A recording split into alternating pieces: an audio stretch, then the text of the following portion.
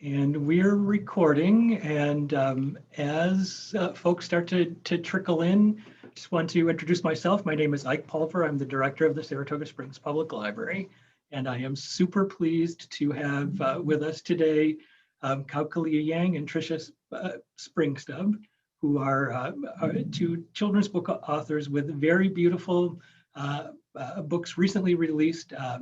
Actually, many beautiful books to their collective names. These two books, I think, on the surface may not seem to have a whole lot in common, but I was struck by the commonalities that they have, and we'll talk a lot more about that as we go on. But before we get started with that, I'd like to turn the camera over to Ellen Beal, who's president of the Saratoga Book Festival, to get us kicked off. So, Ellen. Wonderful. Thank you, Ike, and thank you very much to our wonderful authors for joining us for this program today. As Ike mentioned, I'm Ellen Beal, and I work with Ike on launching Saratoga Book Festival. We are slated for October 15th through 17th of 2021. And the festival will have children's programs and books for all ages and many interests. So we hope you love today's program, that you'll visit us on our website at saratogabookfestival.org to find out as we add authors and programs for our exciting debut in October. So enjoy tonight and hope to see you soon. Thanks, everybody. Great, thank you, Ellen. So the way things will go tonight, what we think we'll do is we'll do a little introduction of each of our authors, and then they will take turns reading their books, and then we'll launch into a little bit of a conversation after that, and we'll see where the conversation takes us. So our two panelists tonight, our two presenters. Many of you who are local here in Saratoga Springs may remember that it was in March of 2019, which in some ways seems such a long time ago, but really wasn't that long ago. I guess that Kalia Yang was our keynote speaker for our 2009 season of Saratoga Reads. We at that point had discussed her memoir, The Late Homecomer, in connection to our main selection for that year. And Kalia came to, I do remember being terrified of Kalia's trip, because the 2 years before that, at least 2 out of 3 years before that, we had to reschedule our capstone event because we had a blizzard in April. And Kalia booked on the day of the program a flight from Minneapolis through O'Hare into Albany on the day of the program. And we're like, is that ever going to work? But it turned out, do you remember, Kalia, it was the most beautiful day when you got here, and you gave a most beautiful presentation. And I'm still hearing to this day how people in the course of hearing what you had to say that day about your experience growing up in Minnesota and with your family, really, it opened their eyes to a whole new experience that was different from theirs. So welcome, Kalia. And then along with Kalia, we have Tricia Springstubb, who like many moons ago in a former life, Tricia and I were co-workers at the Shakerites Public Library. She worked in the children's department there. But her main gig I believe it to her to say, but really, has had a really terrific career writing books for young people of various ages, and just really beautiful, heartwarming, but real books too. So, both beautiful people, and I'm looking forward to the conversation today. So welcome to both of you. Okay. I think what we're going to start off with is having Kalia read from her book, The Most Beautiful Thing. And what I will do here is I will try to share my screen. And Ike, am I reading from The Most Beautiful Thing or A Map into the World? The Most Beautiful Thing is I think. Fantastic. Yeah, Okay, yes. Okay. lovely. And let me just see here. Did I send you the right PowerPoint then? I believe so. Let me see. Is this people are That is, Let me see. I'm going to stop sharing.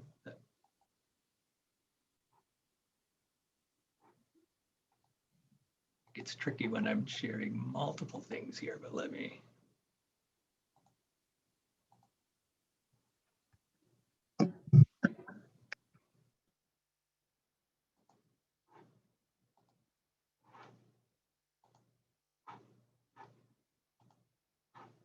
There we go.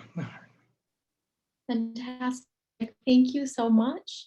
So the most beautiful thing is the story inspired by my life. It is a true story of my great love story with my grandma, and I'm excited to share with all of you. Again, today's a beautiful day in Minnesota. It's 69 degrees in Minnesota, just as it was the day I visited Saratoga. So I think some things are aligned in a year and a season where there's been no alignment. So I'm delighted to share with all of you The Most Beautiful Thing by Kao Kalia Yang, illustrated by Khoa. Dedication. For the everlasting beauty of a grandmother's smile. For Jolie, the grandma in this book, and Joa, the grandma I never got to meet, but whose love shines through my mother. Khoa's dedication. For grandma who forgot everything, but will never be forgotten. The Most Beautiful Thing by Kao Kalia Yang, illustrated by Khoa. My grandmother is so old. My grandmother is so old. No one knows how old she is. Not me, not my big sister Doug, not our older cousin Lay. My father waits patiently when we try to guess her age. He is my grandma's ninth and youngest child, and even he does not know how old she is. We know that grandma was born on the other side of the world, across a wide ocean. My grandma came from a time and a place where critters lurked in the jungles, waiting to chase unwary children. She told us that she once looked into the gleaming eyes of a tiger and felt its hot breath on her face. By the time I was born, my grandmother already had an old woman's face. Her skin was soft but dry like paper, and in her mouth was a single tooth. Grandma said, "It is the only thing standing strong in my mouth, this final tooth that my mother and father gave me." I asked to see a picture of her parents. She said, "May I?" They lived in a time long before the Hmong learned of such things as photographs. She pointed to her heart. "The only picture I have of them is here." The luckiest of the grandchildren got to help take care of grandma. Lay got to wash grandma's clothes by hand at the bathroom sink with sweet-smelling pink soap. Doug got to wash grandma's soft brown back in the bathtub with a soapy cloth. And me? I got to clip her fingernails and toenails while grandma sat on her favorite stool in the light from the window. I can still feel the roughness of grandma's heels in my hand, the thickness of her toenails in between my fingers. I can see the bottoms of her feet, thick and brown and broken, deep cracks filled with dirt from long ago and far away. Grandma told me that her mother and father died when she was a little girl. Grandma was just a child herself, but she had to take care of 2 younger brothers and baby sister. I looked up at my grandma from the place where I sat at her feet, and I asked her, "How did you get food for them?" Grandma said, "I didn't find enough food. We lived always with hunger eating us on the inside." All my life with her, even with just her one tooth, Grandma never said no when we offered her something to eat. The ice cream truck was singing its song from down the street. I looked underneath the couch for quarters. There were none, so I got ice cubes from the freezer. I offered one to Grandma in my red plastic cup. She smiled at me. When I wanted a new dress to wear the first day of 3rd grade, my mother said she did not have enough money. She found some nickels and a dime in her purse and offered them to me. I bought hard peppermint candies from the neighborhood grocery at the corner of our block. When I got home, I offered one to Grandma on the palm of my hand. She smiled at me. At the round table with its shaggy legs, I used my spoon to mix and mix and mix in the center soup bowl we all shared. There were no pieces of meat, only bones and soft greens. My father said, "The price of meat is too expensive at the market, mayn't I?" I found a thick chunk of bone and offered it to Grandma on my spoon. She smiled at me. We had plenty of meat only when we celebrated Hmong New Year with our aunts, uncles, and cousins. The old table was heavy with whole boiled chickens, more than our family could ever eat. After dinner, our bellies full, my cousins and I sat on the carpet around Grandma as she told the stories. She always began, "It was a long time ago, and I was just a girl." As we listened, our eyes grew round. Grandma twisted her fingers one over the other to show us what the hands of jungle spirits the size of children looked like. She taught us how to listen for the cries of the fearsome Pinyu by holding our breath until our hearts pounded in our ears. We were always sad when Aunt Ju called, "Time for the children to help clean up." On a cold day, when the snow blew onto the window panes and the light was dim, I asked Grandma about the dirt in her feet. She told me she didn't have shoes after her mother and father died. She went shoeless to the mountains to tend to the family field. She ventured into the jungle to look for wallet roots, bamboo shoots, and edible mushrooms. And one day, she was chased by a tiger.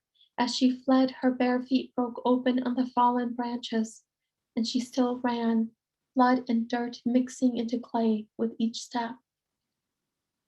I squeezed her feet in my arms and pulled them close to my heart, a hug for the hard road she's walked to get to me. Each year, cutting my grandma's nails went faster because I grew stronger and bigger and more able. Each year, Grandma's feet felt smaller and smaller in my hands and my lap. Her stories, too, slowed with the passing years.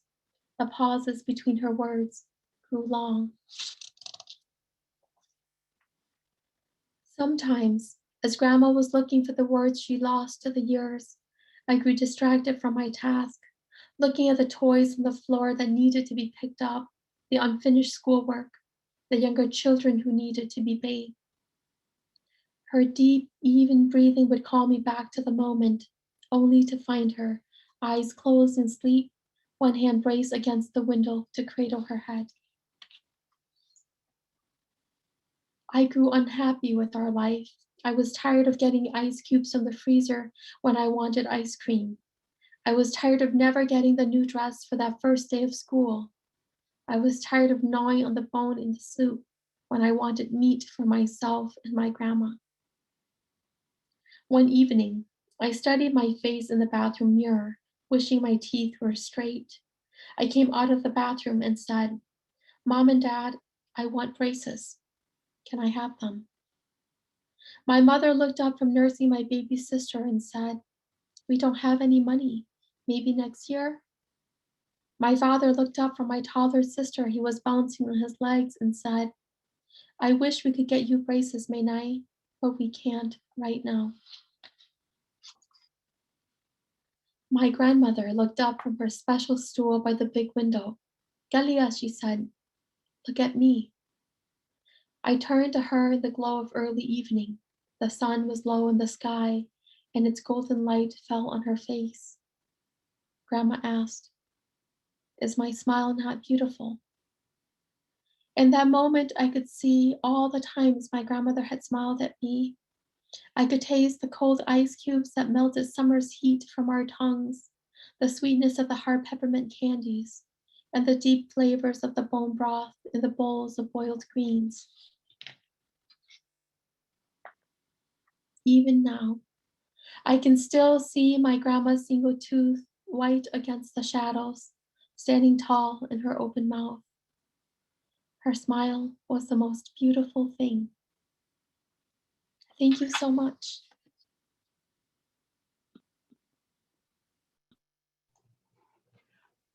Thank you, Kalia, for sharing that really beautiful book. And speaking of beautiful books, we're going to move on now to Tricia and her story about. Yeah. Share my Thank screen. you, Kalia. Yeah, it's a beautiful book, and you're a beautiful reader. And just as a grandmother, I'm very teared up. And also, I love how, just as a writer, I'd love to say how your image of the grandmother's feet is so powerful and so beautiful. I mean, the feet, the symbol of her life's journey and her finding her way to you. And then also how, when you're a small child, you cup this foot, and then as your hands get bigger, her foot seems to grow smaller, and you care for her. You're switching roles, and it's just a lovely all around piece of writing and story. Thank you. And thank you, Ike, and thank you, Ellen. And Khalil and Mr. Hagerty, maybe we'll talk a little bit more about the origins of our books later. I'll just say quickly that this began with a story that a friend of mine told me about burying a treasure in her backyard. And it grew as I thought of the two main characters. Khalil is based on a boy in an Iraqi refugee family that my family has befriended. And Mr. Hagerty is based on my grandpa. So Khalil and Mr. Hagerty and the Backyard Treasures by Tricia Springstubb and illustrated by Elaheh Taherian, who is a genius. Khalil's new house had an up and a down. Upstairs lived his family, which was big and busy and noisy. Downstairs lived Mr. Hagerty, who was quiet. Khalil loved the backyard. So did Mr. Hagerty. While Mr. Hagerty worked in his garden, Khalil hunted for bugs and interesting rocks. He lay in the grass and read his library books. Sometimes, if he couldn't figure out a word, he'd ask for help. Mr. Hagerty would squint through his glasses. Tarantula, Mr. Hagerty would say quietly, or volcano, or doubloons.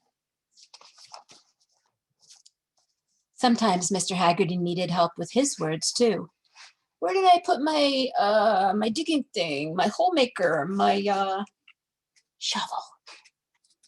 Look at this big, oh, not beeper, not beastie, beetle.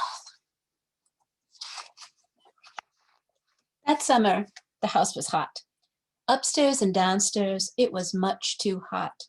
Even in the backyard, the sun burned and the air sizzled. One morning when Khalil went out, everything looked droopy, even Mr. Hagerty. Khalil decided this would be a good day to find buried treasure. The ground was hard to dig. Khalil found a few things, but not what anyone would call treasure. Mr. Hagerty dug too. He found some carrots, but they were small and shriveled. The word for this was discouraging. We need refreshments, said Mr. Hagerty. Refreshments turned out to mean big pieces of chocolate cake and tall, cold glasses of milk. Soon Khalil and Mr. Hagerty both felt much better. Maybe we'll be luckier tomorrow, said Khalil. Maybe, said Mr. Hagerty. Upstairs that night, Khalil had an idea. Downstairs, so did Mr. Hagerty. And this, my favorite spread in the book, has no words. First thing in the morning, Khalil raced down into the yard. Mr. Hagerty was already there. He looked excited as Khalil. You better get digging, he said, and his voice was not the least bit quiet. You too, said Khalil. And this was when something wonderful happened. Two somethings. No sooner did Mr. Hagerty put his shovel in the dirt than he dug up a big juicy carrot. That would have been wonderful enough, but then Khalil found buried treasure. "This calls for refreshments," he said. They celebrated with carrot sticks and chocolate cake. "It's our lucky day," said Khalil. "Lucky's the word," said Mr. Hagerty. That night, as Khalil looked out his window upstairs, he thought of another word, a very good word, one of the best words of all. Downstairs, so did Mr. Hagerty. Friend. And I don't think I have the dedication showing there. Oh, there it is, good. Mine was for my good friends, Khalil, Mohammed, Fatima, and Adam. And Elaheh's is to all the children around the world who are in search of safety and peace. So thanks.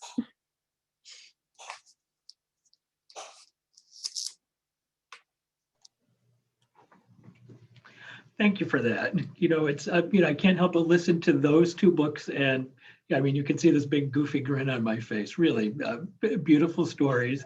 And there are so many questions I could ask. But the first thing, so many questions about language and losing words and finding meaning and hope and overcoming disappointment and all of that.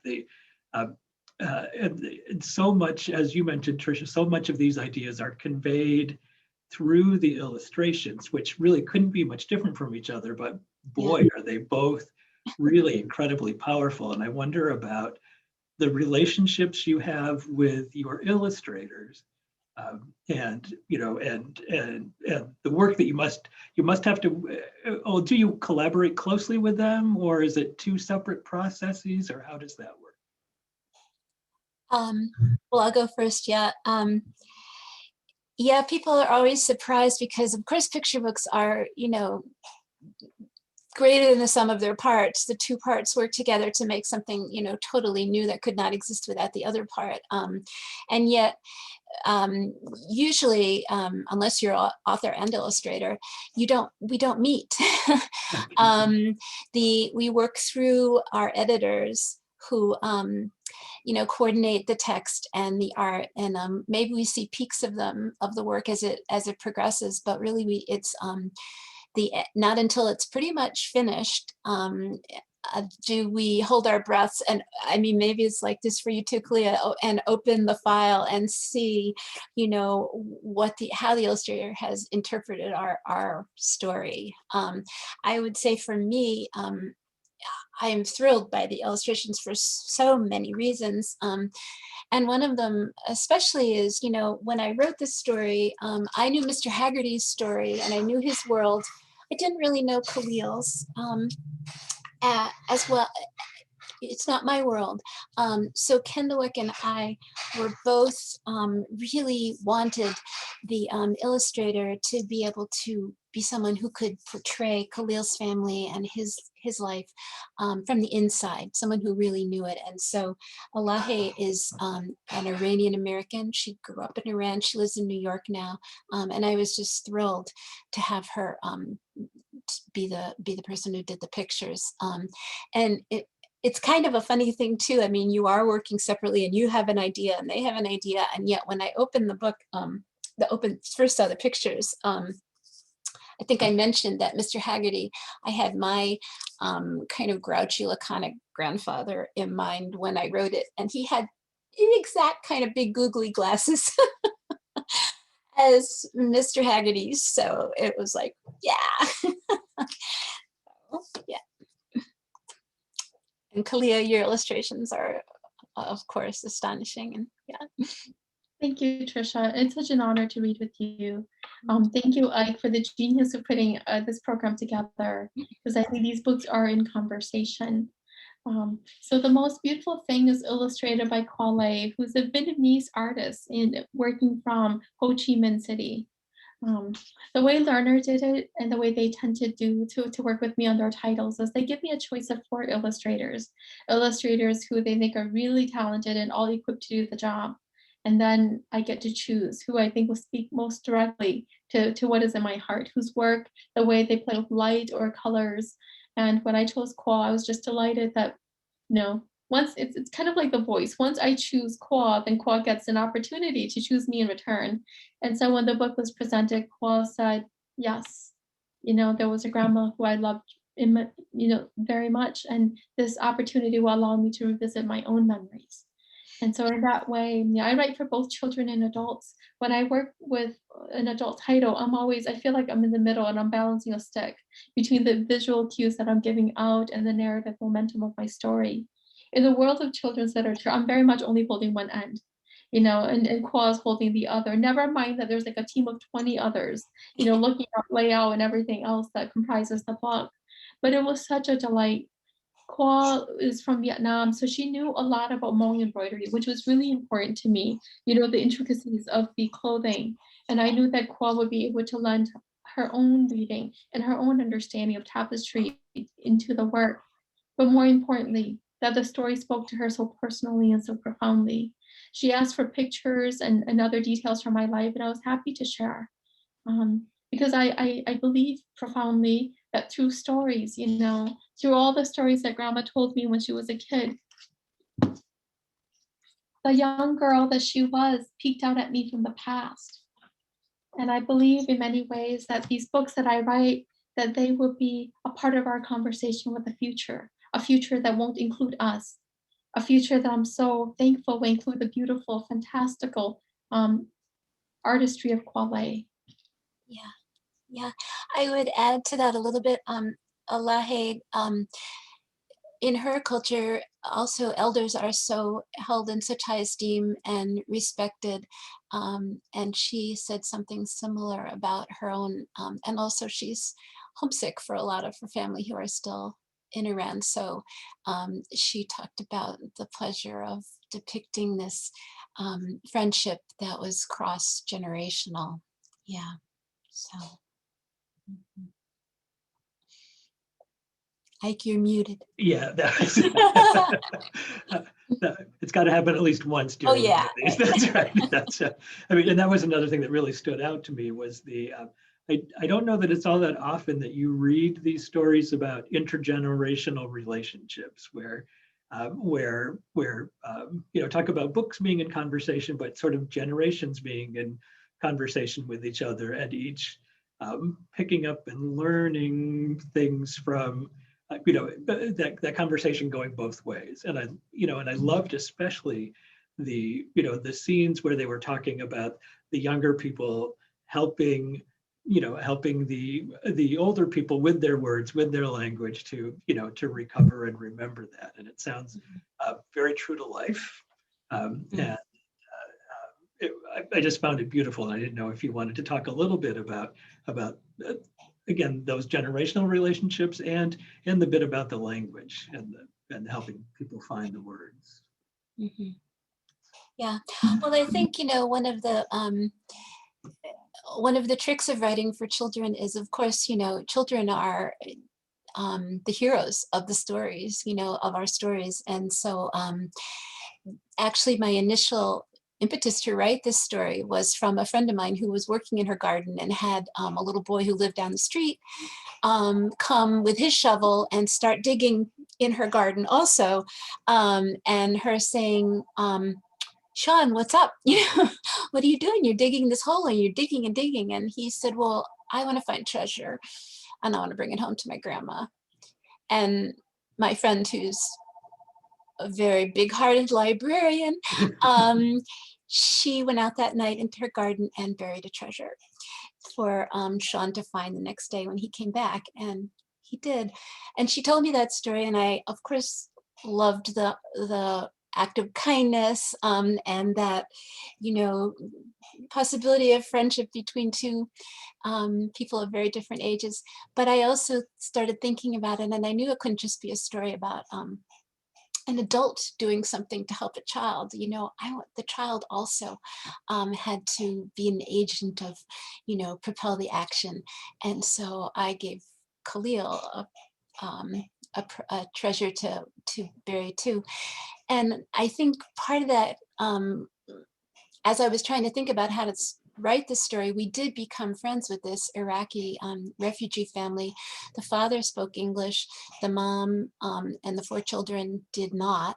And my husband and I foolishly thought, oh, this will be a great chance for us to learn Arabic while they learn English. And of course, the kids left us in the dust. They learned English so fast as we stumbled along.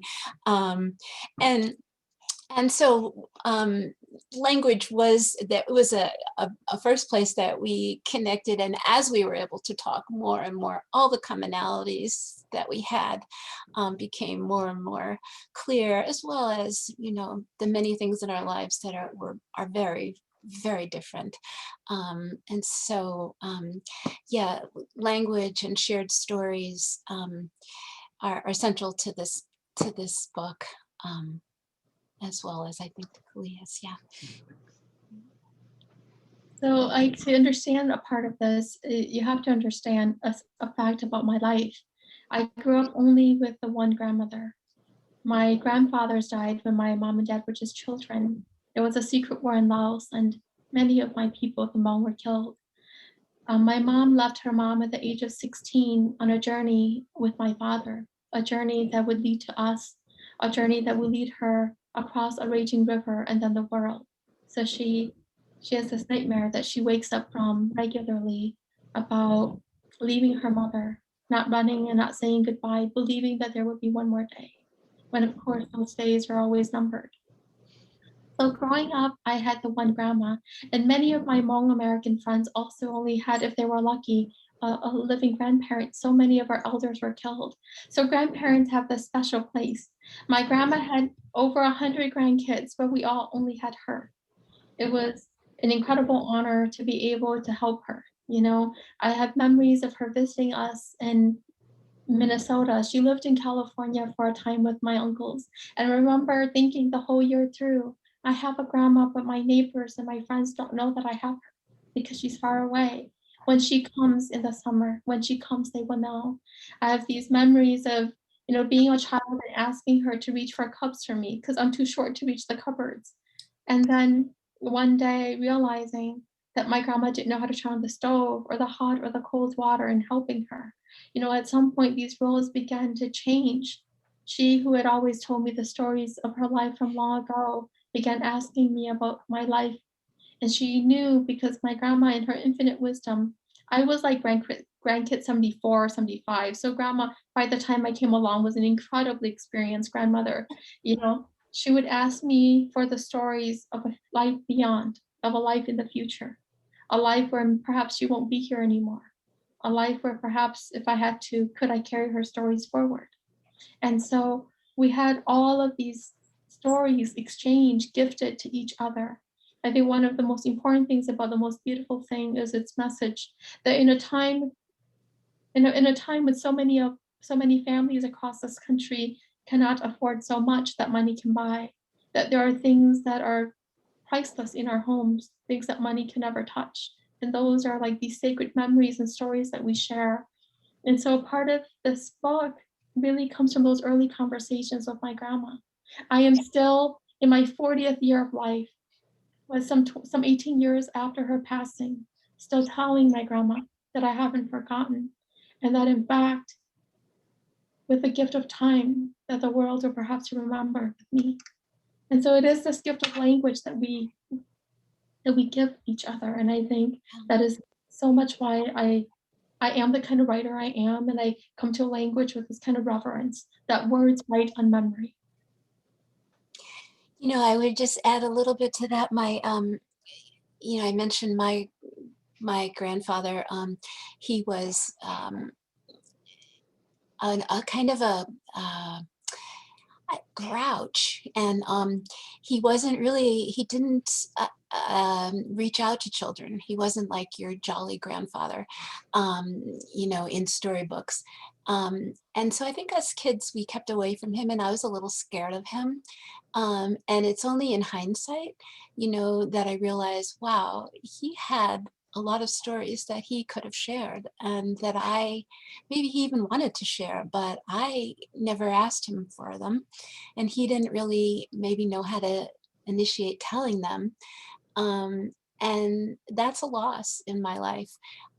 So in a way, it's very satisfying for me to have given Khalil, my little curious, courageous Khalil, that gift that he does get to know Mr. Hagerty, and to share with him. So that's one of the, I think, as you say, the pleasures of writing, that we can celebrate these things and make them last, and also make things happen that didn't maybe really happen in our lives that we wish had. So yeah. I mean, I think that's really interesting, Tricia.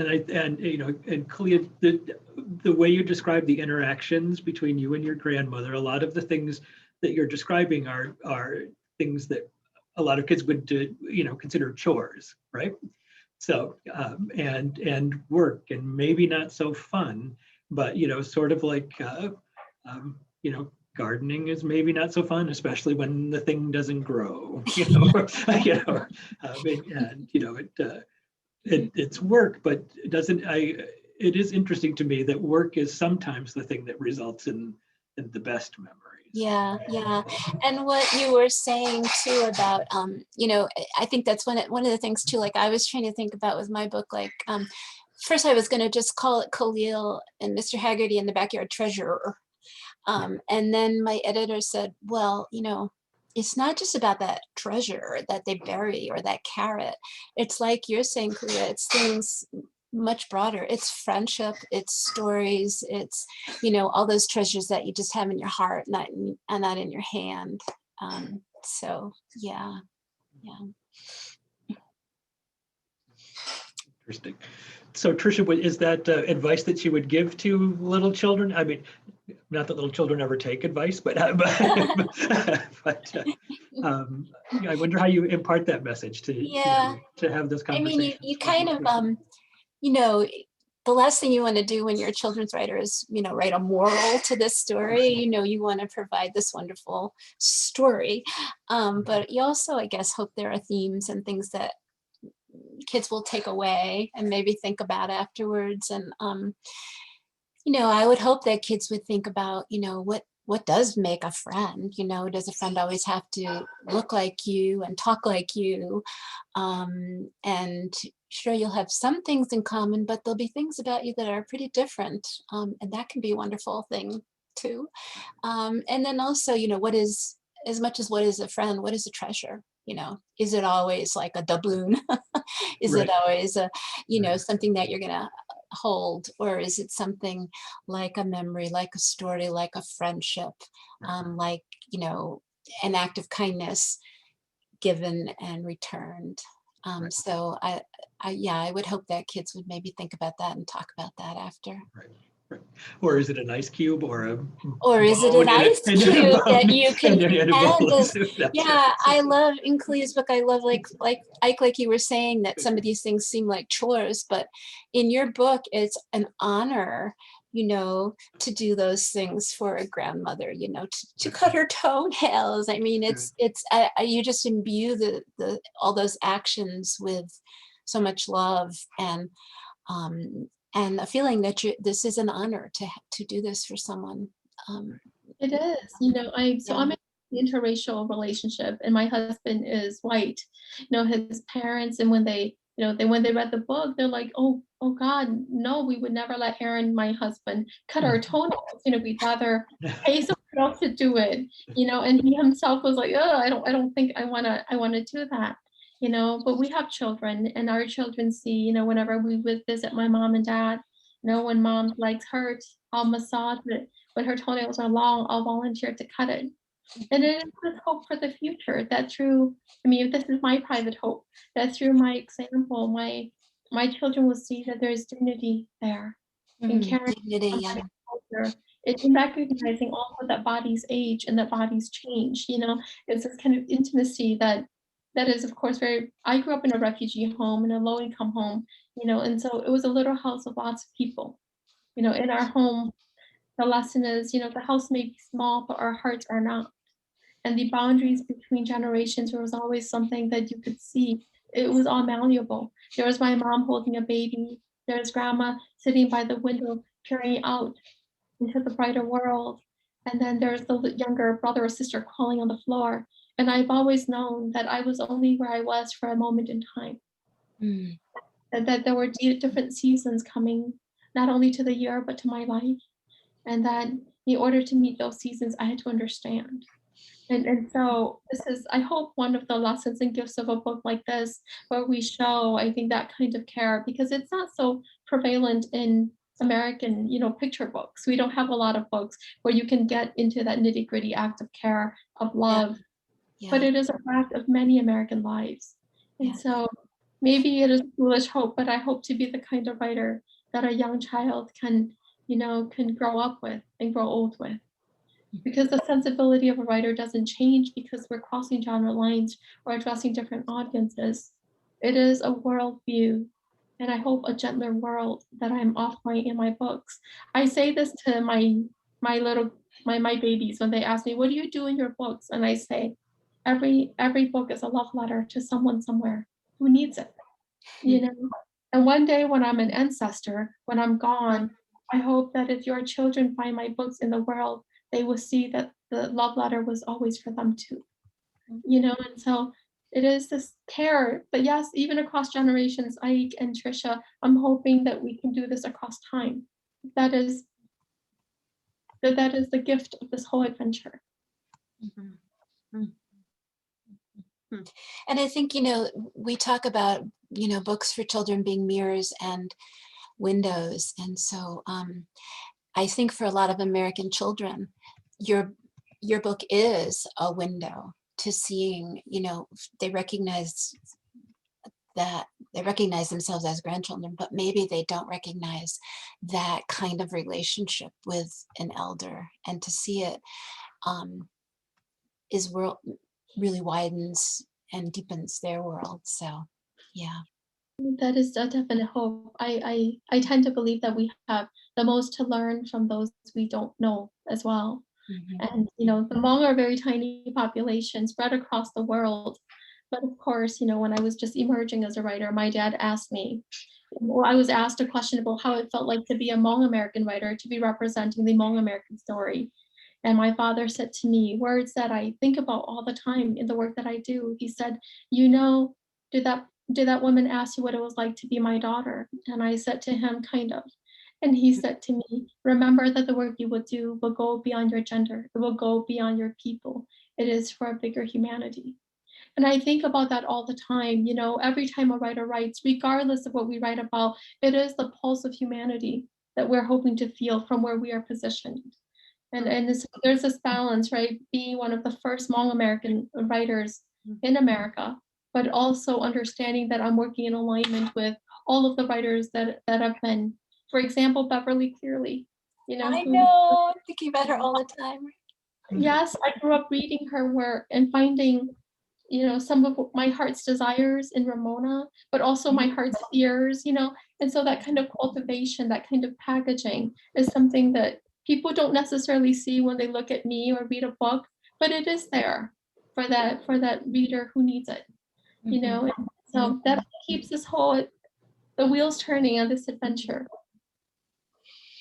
Yeah, I mean, it's interesting. You mentioned Beverly Cleary because she's the reason I'm a reader. She's the reason I do what I do. You know, and I'm sure it's a true story for many people who are in my line of work. And what I love, actually, you know, in her books and in the two of yours is that, you know, she wrote books so that kids could see themselves in her stories, right? You know, kids were looking to see themselves reflected in literature, and everybody is insecure, everybody has questions, everybody's a little bit naughty, right? So yeah, definitely. And like she does, the kids are the heroes. Absolutely. I mean, there are these adults in the stories too, but the kids are the ones. Ramona's the one. Ramona's the that one. makes things happen. Yeah. So I know I learned that lesson from her as a writer from her. Yeah. So awesome. All right, I wanted to say to both of our writers here, your books are so touching and so deep and meaningful that I'm someone who has to periodically purge my book collection because I keep running out of space. But the books that I don't give up ever are books like yours that I read with my children because they create a lasting value for parents and kids. You can remember exactly how those books made your kids feel, and they're really beautiful. So thank you. Thank you, Ellen. Your word, Ellen. My daddy likes to say that our words and our tears are our gifts to each other. So I thank you for your gifts. It's an honor to be in a room with people who feel books and stories the way I do. Great. Well, they were both beautiful stories. All right. So I don't know if we have any questions. I know we've got a few minutes left here. If there are any questions from our audience, we've got someone manning the. And just in the chat, I wanted to let everybody know that we've shared ways to purchase both of these books from Northshire Bookstore, which is our local indie bookstore, and they have been a terrific partner both with the book festival and with the library. So thanks to them. So Jim is saying gratitude and appreciation. It's excellent to listen to writers. Thanks again. And Renee is asking a question for Kalia. Your story is so beautiful and powerful. Was it difficult to write? And did it take you a long time to get the story the way you wanted it, since it's such a personal story about your grandmother? That is such a beautiful question. So I'm kind of new in the landscape of children's literature. I've been doing books for adult for a while, but I debuted A Map into the World in 2019 before the pandemic. Since then, I have 4 books, so it's I'm moving pretty quickly. And it all comes down to the simple truth. I remember being a child and getting my first, it was then purple St. Paul Public Library card, and running home and showing it to my grandma. I got it in the bookmobile that visited the housing projects where we lived. And my grandma said, "What's that?" And I said to her, "It's like my license, Grandma. I can go and check out all of the books from the world." And my grandma, she smiled at me and she let me talk about all of the stories that I wanted to read. And then she asked me very quietly, "Are there books like mine in it? Are there stories like the ones I tell you there?" All of my life, I've been looking for those stories. I love children's books. Whenever I go to a bookstore or a library, the first thing I'll do is head for the children's shelves. Always have. And then I pick out one and read the whole thing and then put it back on the shelf. I'm a kid who grew up because, the institutions that I've attended has been very much, I'm a scholarship kid. And I've always thought that if the world gives you things, then you have to give things in return. And the world of children's books had given me so much. And so finally, when I decided to adventure into the world of children's books, I knew that there was a great deal I had to give back. Really, Renee, and I know this isn't going to be true for all of my life, but right now the stories are flooding at my gates. And so my agent is trying to hold me back. I'm like a horse. They're holding me back, because I'm too eager to run. Because we want this to be thoughtful. We want the categories of books for Kao Kalia Yang to be true to the character of who I am as a human being. Like my University of Minnesota books will never be popular. These are books about grief. They're books about, poor children rising up. But the learner books are incredibly exquisitely beautiful, and that's what they're going to do. And different process will allow me to do different work. For that one, for the most beautiful thing, it was in my heart all along. And so it was one go, and Carol couldn't believe it, that she edited 3 times, because she's such a careful editor. Carol Hins from Learner. I think she's one of our like rising star editors across the country. But she wanted me to make sure that every word was the word that I wanted. And in the end, I knew that some of those words could never be changed. So the whole process was so fast. But of course, making a book is never fast. My writing was fast. The editing and everything else took its time. But that's the gift, I think, of the format of the 32-page children's book. It allows you to do different things as a writer. The form is smaller, so you can't afford to make as many mistakes. And that's something that I had to remind myself the whole way. I think that idea that every word has to be right is, I do also write novels, and somehow people think, oh, it must be easier to write a picture book because it's just a couple of hundred words, but no. I mean, a picture book is, is probably the closest that I can come to writing poetry. Yeah, there's no room for a misstep or the voice to flag or to be wrong. And also, yeah, you're taking into account the whole time, how much should I tell and how much should I leave for the illustrator to show, so it's really, yeah, it's a delicate thing. When it works, though, it's sublime. So true, Tricia. And then I think sometimes as a children's book author, I want to give opportunities for my illustrators to play.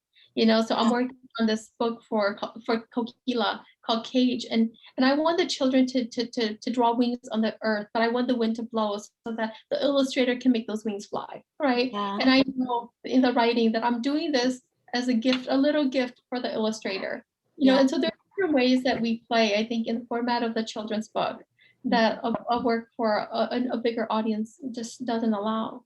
And kids look so carefully at those illustrations, and find so much in them. And with the Khalil book, one of the pleasures was leaving that wordless spread, because I love, kids are so smart too. And so it was really fun to give them that, let them know more. They knew more than the characters at that point. When they were looking at those pictures, they were figuring out this, the secret. So yeah, picture books are, when they work, like I said, there's nothing better. Yeah. So Elena is saying, thanks for a most wondrous conversation. Good to hear Kalia again. She was at Skidmore, or he was at Skidmore when you were there to discuss your book, and it was a very special event with really with such kindness and joy, and I would concur with that.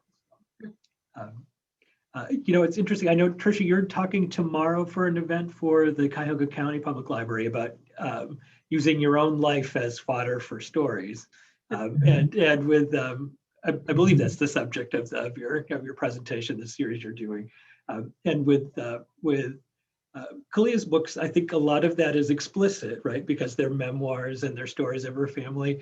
That seems to be less explicit, maybe in your books for kids, anyway. And I wonder how how you make your way into your stories. Yeah, it's a 4-part class, and I am talking about, how to transform, sort of, Kalia, you touched on this a little bit, something that's specific to you into something more universal, so finding those settings or those characters or those events or memories in your life that have a real resonance for you, and then figuring out, how to frame them with a beginning and an ending, and making that the middle and the heartbeat of your story. And I do that in all sorts of ways, like I showed with this book. It started with a story, and then it was transformed. The characters were transformed by people that I know and their experiences. I have a book called a novel called Moonpenny Island. Anybody who's ever been to Kelly's Island, which is an island in the Great Lakes, Lake Erie here, would recognize that it's I've always fantasized about living on Kelly's Island, being an islander, living there year round.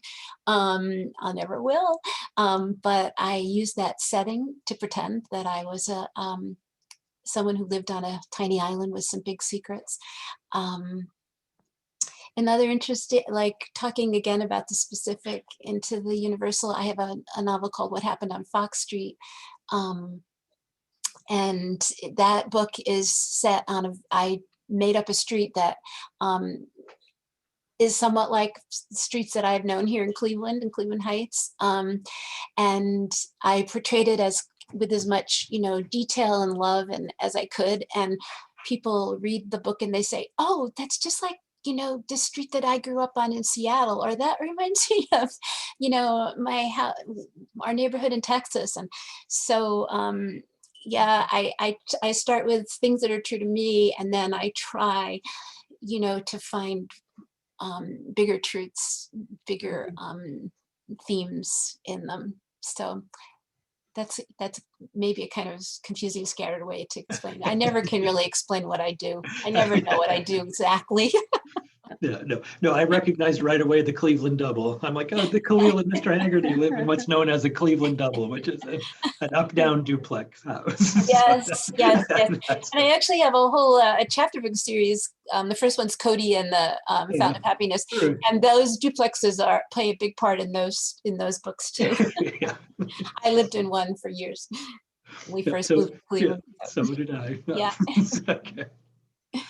All right. Well, I think we're coming to the end of our time. I just wanted to say thank you again. I really appreciate your taking the time to chat with us and with each other, and for sharing your stories and your books with us. It's really been terrific and is much appreciated. Well, thank you. And like Kalia said, reading is kind of and writing, they're both sort of solitary experiences. And so it's so wonderful to be in a conversation with people like you and the audience out there who all value it as much as we do. Right. So. Thank you for the opportunity to visit Saratoga again without light. That's right. Although it's another beautiful day. So that's right. All right, great. So Ellen, you want to say anything to wrap up? We've got that window. So, all right. So we're good. Thank you again. Thank you. Yes. Thank you so much. Wonderful evening. Bye-bye. Bye-bye. Bye, everyone.